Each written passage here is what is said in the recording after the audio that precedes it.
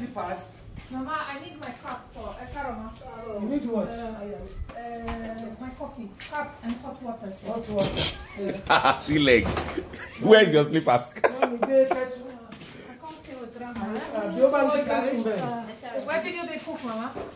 Beans. Okay. Go chop it. No.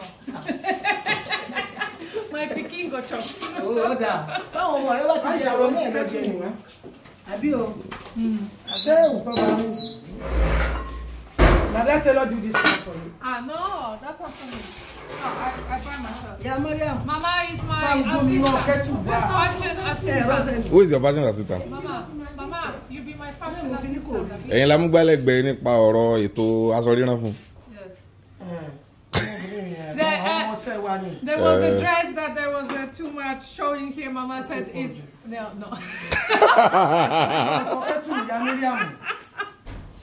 Oh my goodness.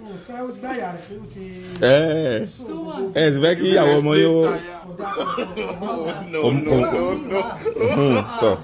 See?